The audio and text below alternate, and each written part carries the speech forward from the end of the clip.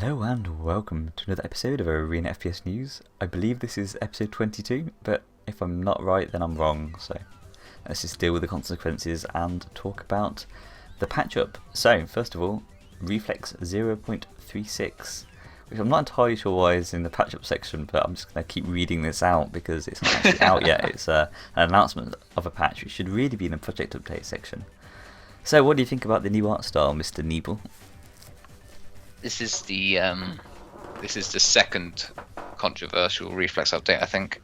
Is so it? they basically, they basically announced that they're gonna change their art style again. So initially they had the sci-fi look, and then they said we're gonna switch to a Tesla punk theme, which was very different to what it was looking like. And they showed some concept art, and people had positive and negative opinions of that. And now they've said that they are changing again to a sort of, there's no particular theme, I don't think. So they're changing the art style to have no textures. Yeah. But that leaves the door open for them to have any kind of meshes they want. It means they can create art assets a lot quicker. Yeah, and they're going for more of a low poly look again with meshes, so it's... I mean, the reason they were giving behind it is that essentially they want to be able to iterate quicker on like the art side of things, and to allow them to do that, if they go for a no texture, lower poly route, it allows them to just bash stuff out quicker so they can move on with the game faster, which I can see the advantages of. Having, a bit more of a more next gen, I guess it's a bad way of putting it, but a more kind of polished look about it would be nice. But if you can't do it with the budget you have, then I guess you just can't do it.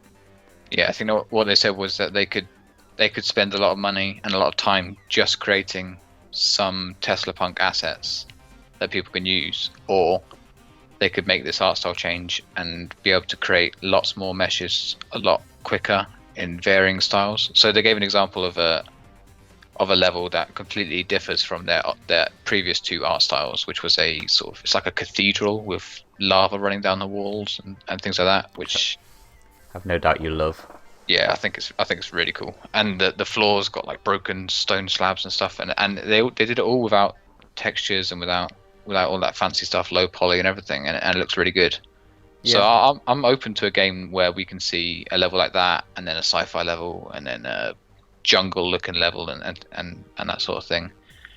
And he's said that it will give more flexibility to the mappers. People are kind of back and forth on how true that is. I think it will give more flexibility, but the people that want a really high poly, sexy textured game are feeling the sting a little bit. Yeah, I think you're just not going to get it now. And I guess like if you want that kind of thing, you're going to have to look to maybe UT or Project. Oh, what was it called? That one that we only ever hear about announcements of announcements. I can't even remember it.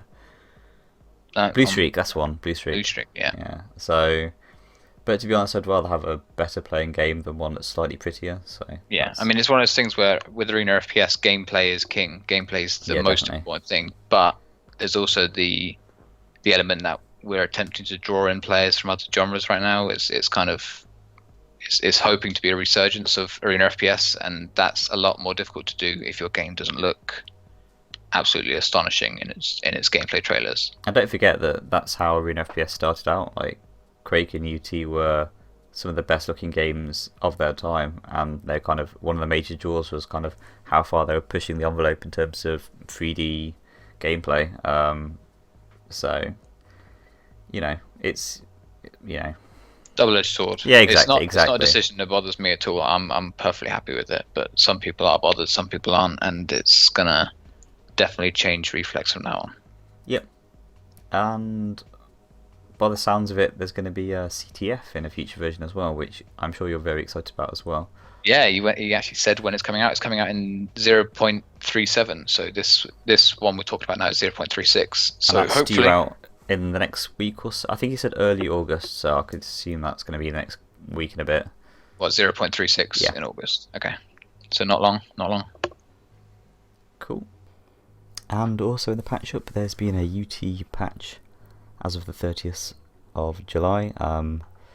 There's a new rocket launcher model which looks quite nice, and some improvements to their system where you can upload videos to YouTube from the game.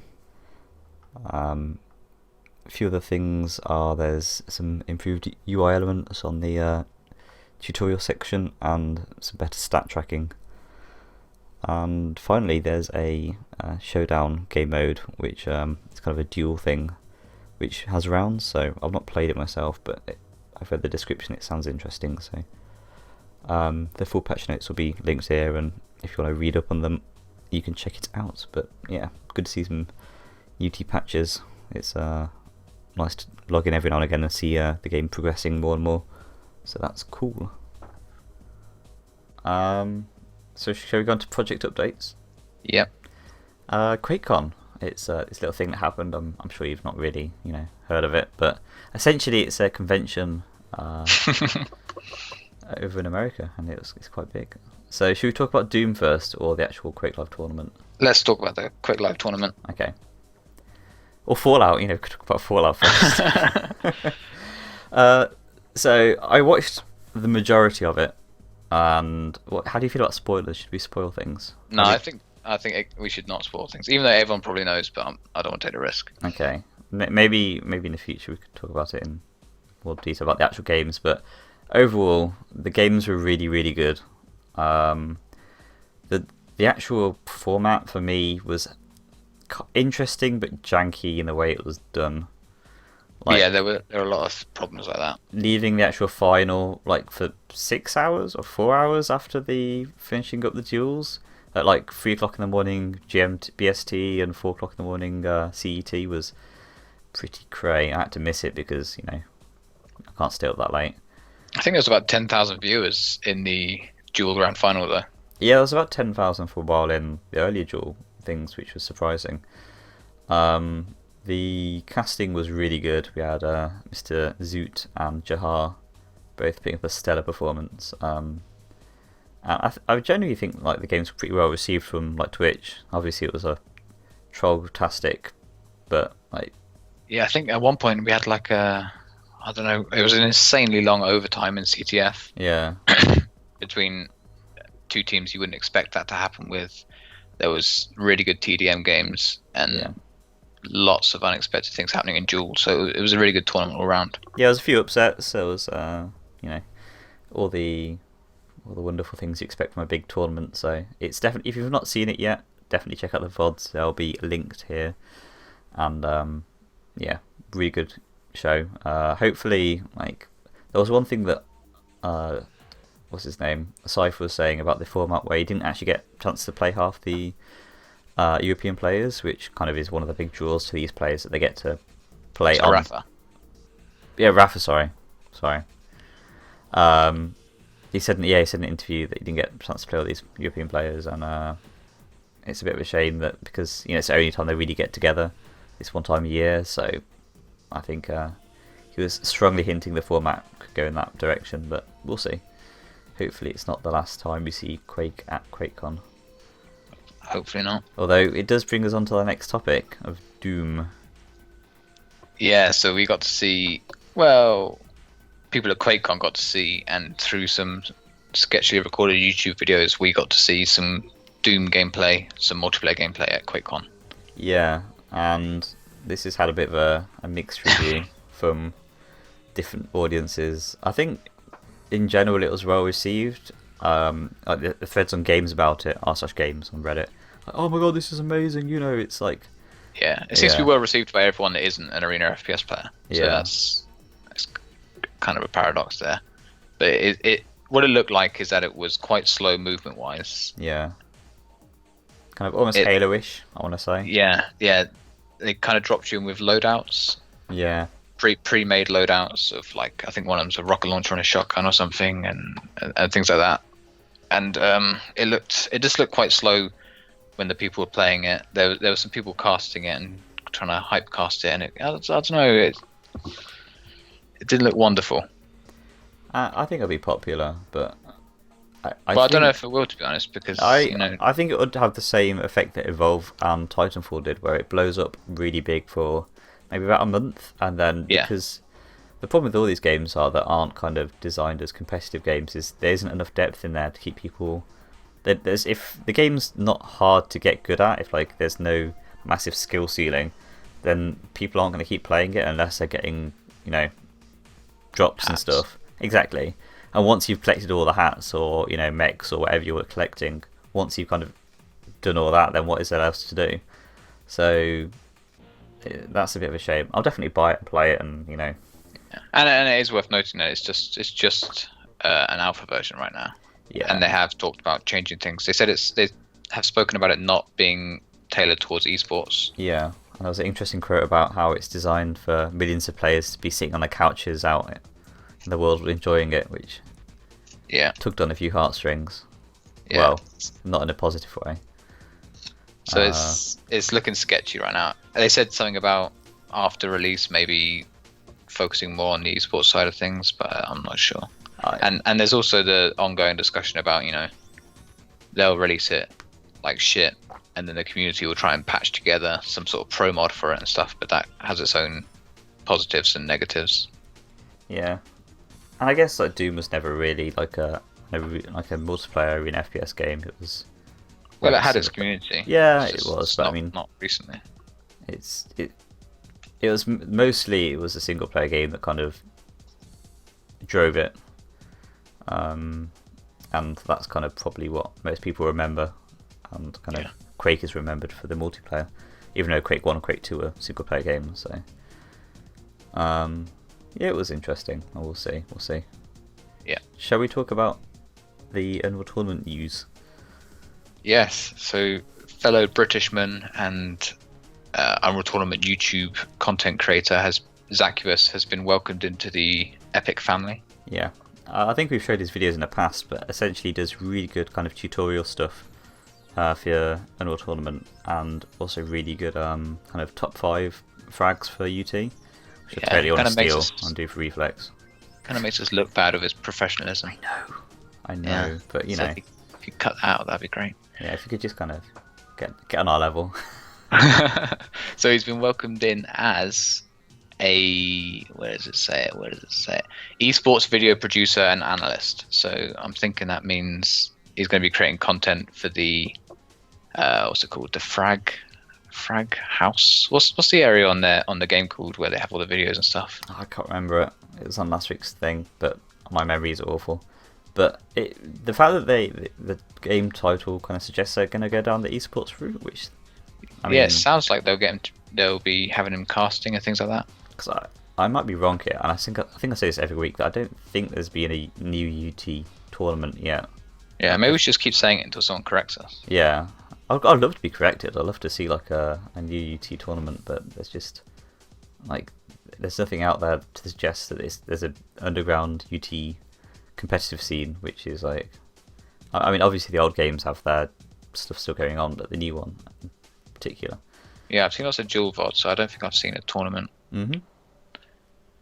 But that's excellent news, and as usual, they've analysed a bunch of new maps, looked at some concept art. I don't think there's anything else major in that latest video. No.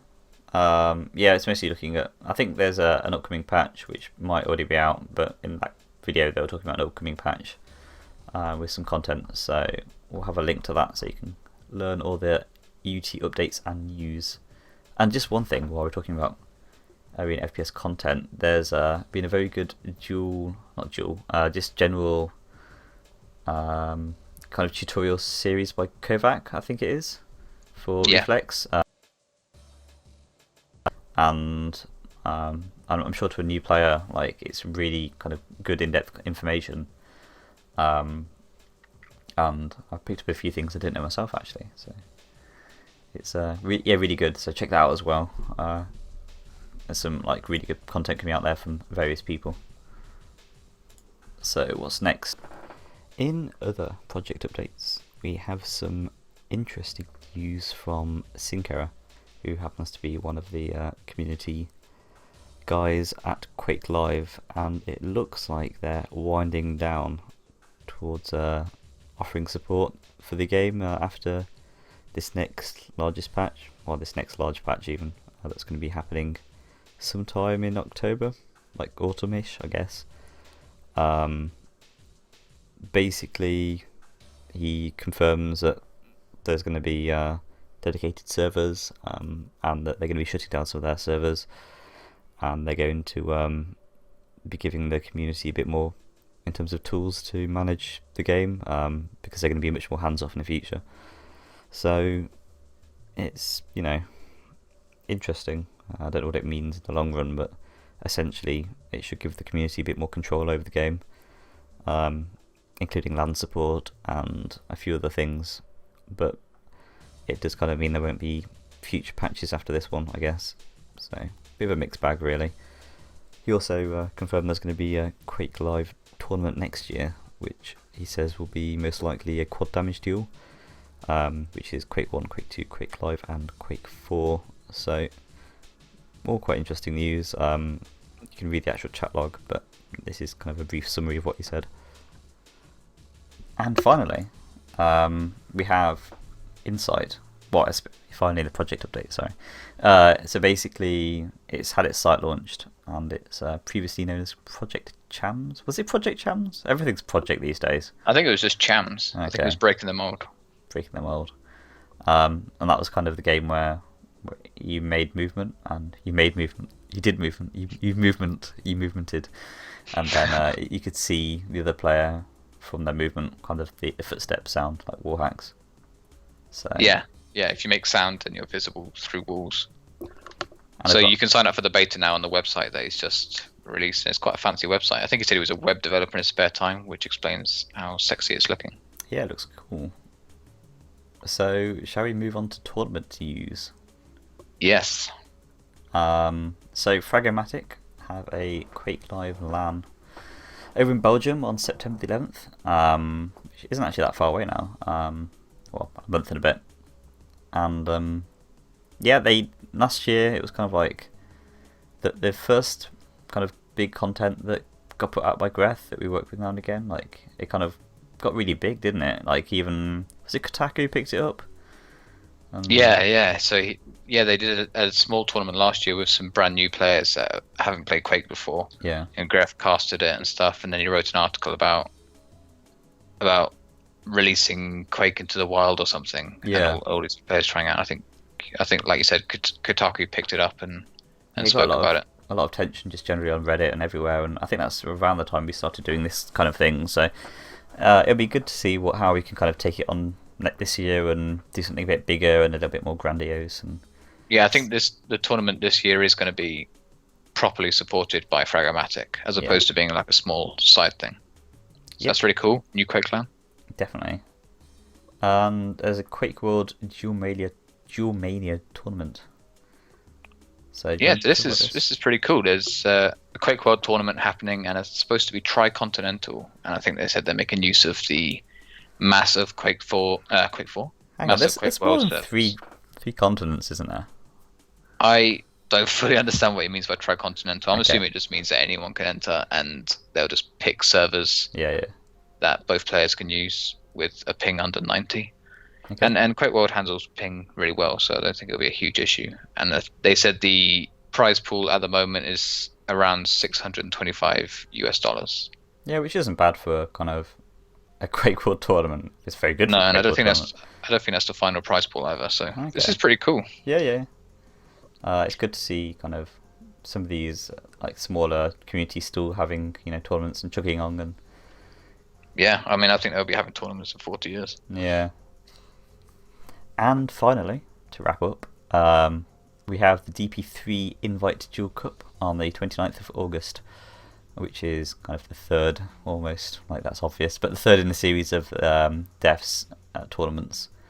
The second one finished fairly recently, I believe. I think it was Saintopia on Sunday, but I think it was just before then.